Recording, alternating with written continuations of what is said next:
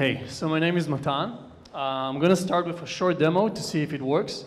And if it works, then later on I'll do a longer demo. So this thing translates hand movements into sounds, like so. Can you raise the volume a little bit?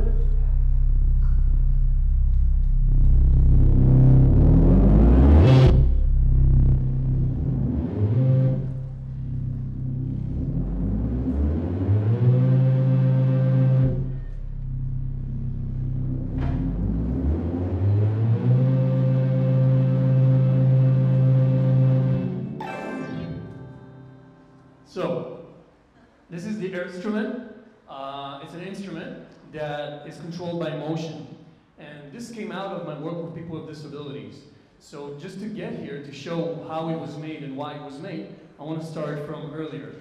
I wear two different hats. One of them has to do with art and technology, and the other one has to do with innovation and impact. And for me, they were both correlated, and they were both kind of my journey. And at the end of the day, they became overlapped. They became kind of the same thing. So I'll start with art and technology. Originally, I came from art. I came from music and from film. That was my job and my passion in life. And for a long time, that was my entire focus. What started shifting it was when I started experimenting with music technology.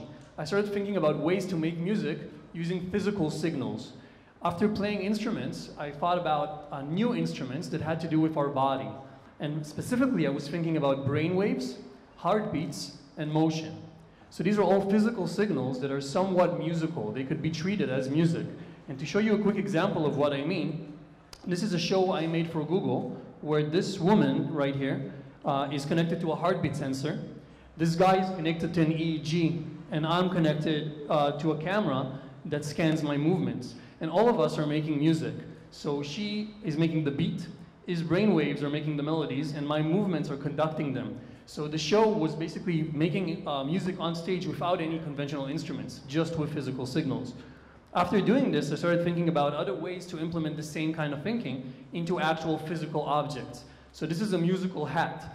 What the hat does is it has a sensor in it that translates your head movements, the way you move your head, into musical information. And the insides of the hat has this EEG sensor. So for those of you who don't know, EEG is basically a way to measure electrical activity in your brain.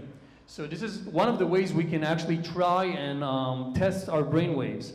And by putting this in the hat, it created kind of an interesting combination between an instrument you can control, that you can play by moving your head, and an instrument that can play you.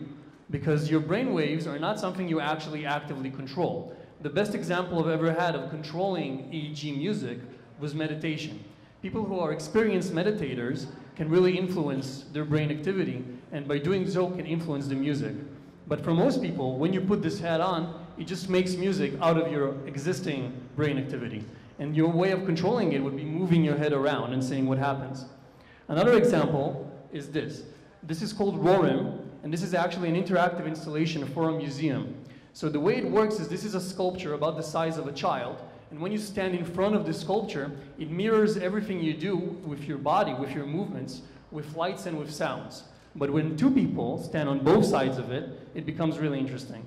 Because when you have two people standing, it takes both of their movements and it checks how in sync they are with one another. And only when two people do the same thing at the same time does this really come alive. So it basically tests how in harmony two people are. And when you're exactly correlated with your motions, this whole thing starts lighting up. Another example is this interactive installation of a heart. So as you place your hand at the center of the heart, the whole thing starts throbbing and pulsating according to your heartbeat, both with lights and with sounds. And one last example of interactive installations is this gumball machine. It's a candy machine from the 70s. I found this at a thrift store. I took out everything from within this gumball machine and replaced it with sensors. So it became a musical instrument that up to 4 people can play at once. So basically playing music on a candy machine. So doing these kinds of things, I became very interested and kind of focused, you could say, on the concept of rapid innovation. How can we create things very quickly and effectively without a lot of means, without many people, without a lot of money, without a lot of time? And after doing this for a while, I started consulting companies and working in this field, which led me to a greater question, which is, how can we use the same methods, the same technology, the same concepts to create impact, to actually influence people's lives? And to try and answer that question, I started a company called Shift. Shift works basically kind of like an innovation lab. And we have different projects ongoing at any given point that are all impact-driven innovation. I'll give you 3 quick examples. One is of a client called XPRIZE, which is an American organization. And what we did with XPRIZE, we worked on their affordable housing project, which was basically using technology to help solve the affordable housing crisis. I went all around different cities with different types of problems with housing, and we studied what the problems were. And interestingly enough, with this project, even though the focus was on construction technology and how can construction save the housing crisis, my main takeaway was that the biggest problem with housing is actually policy. So governments and their policies are actually the biggest problem with us solving the housing crisis. Because if you innovate the construction technology scene and you create really exponential technologies, all of this could just end up becoming more profit for people who are actually building and actually developing different housing projects, and not for the actual end consumer who can't afford a house. A different project was an in-house project, which is now growing pretty rapidly. And the idea behind this one was to basically make healthcare accessible for people in developing countries. So it's a chatbot. It's basically a way for us to communicate with artificial intelligence. And in countries where people don't have access to healthcare, sometimes they don't really have access to smartphones or even to internet. And so by using feature phones, very basic old phones, we're able to connect them to the hospital system. This is now happening in India as a pilot program, and it's super exciting. But what I want to focus on, the project I really want to tell you about, is called DOKU.TECH. And it has a lot to do with this. DOKU.TECH stands for Disability, Community, Technology. And the idea behind this was, how can we take the music technology kind of innovation and stuff that I've been doing before and implement them for people with disabilities? How can we make music accessible to as many people as possible? So instead of telling you about this, I want to show you a short video showcasing how we made different types of solutions for different types of disabilities.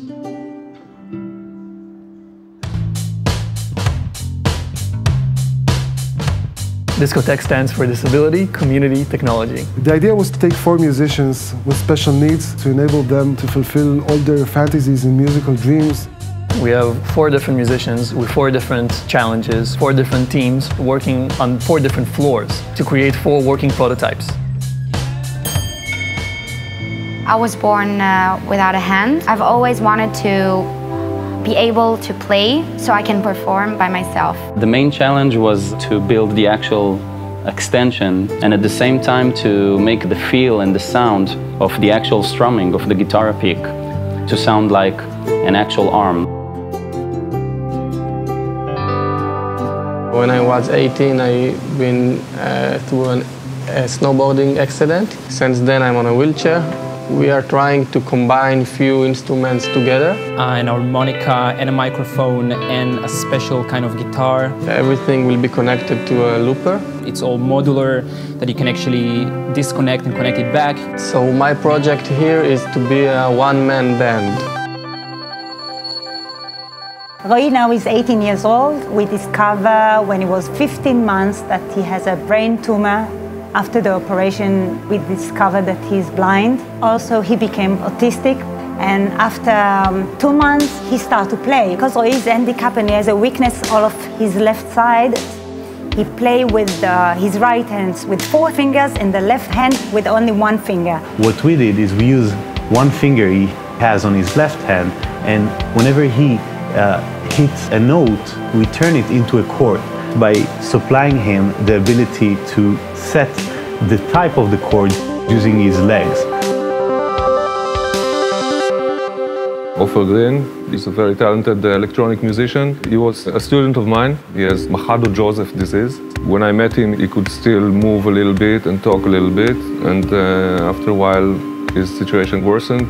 We will create a system that will send MIDI notes to the program so he can write scores. There's going to be the camera that follows the eyes, functions as a joystick. He can use his right pinky. This is going to be his click. And the music that he hears inside his head can get on the computer and from there to your ears.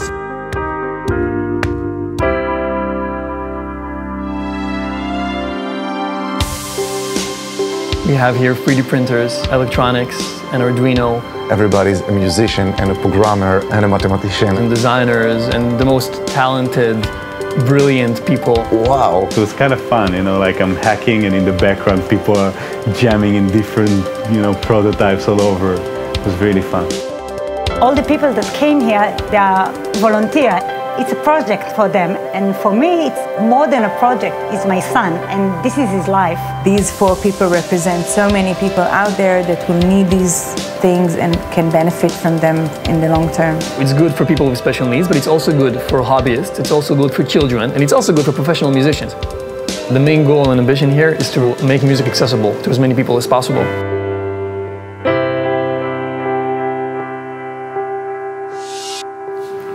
I've never even thought that I could play. I never even thought about it. Nobody said it was easy. Music has been my psychologist, it's been my lover, it's been my best friend. It saved me, it really saved me. Said it was easy. I think music is the most powerful medium, you know, in the world. And when you combine that with technology, which is a massive enabler, I think that's the perfect blend. Let's go back to the start.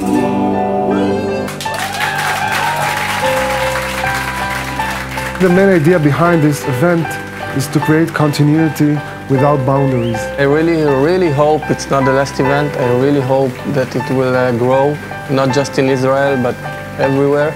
DOKU.TECH is going to help a lot of people. Rock on.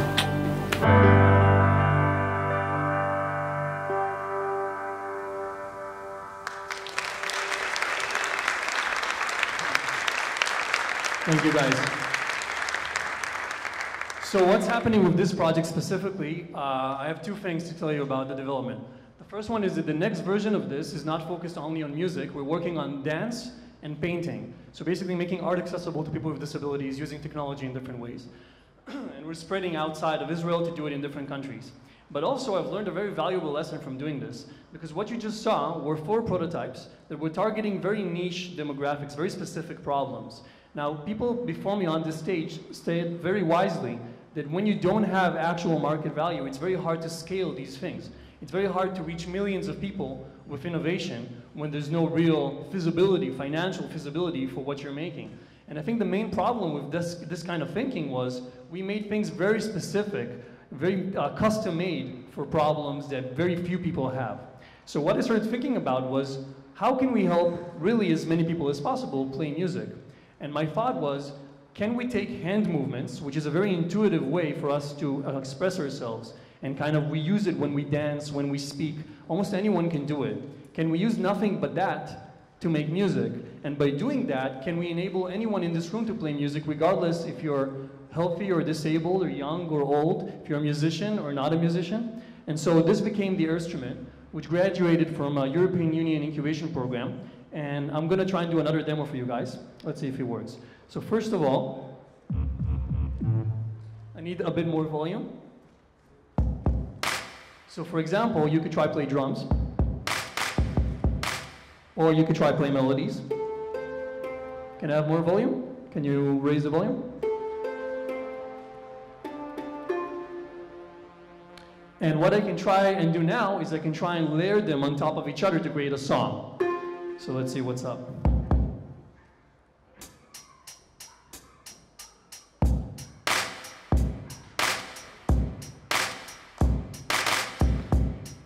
I looped the first one.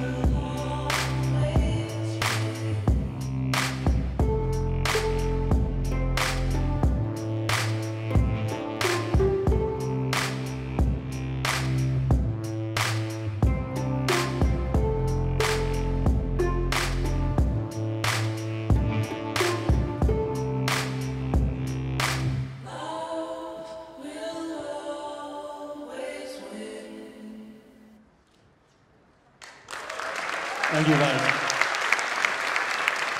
Thank you. Thank you for the technical team of DOKU.TECH that worked very hard to make this happen in like 20 minutes. I want to share with you one last thought, which is, for me, in my personal story, you know, a lot of the things I told you about music and technology and disabilities, it's not necessarily relevant to your personal stories at all. You're in different places and you have different interests.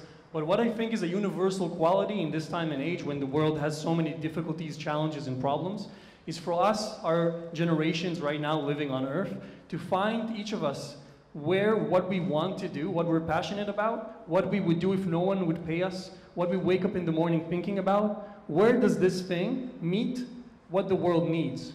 When you look around you, what do you see that needs to be solved, that needs to be addressed? Where does this thing meet what you really are passionate about? And I think that by finding this answer, doors start opening.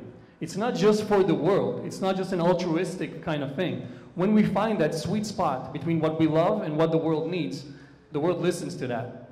So thank you very much for your time, and feel free to get in touch. Thank you.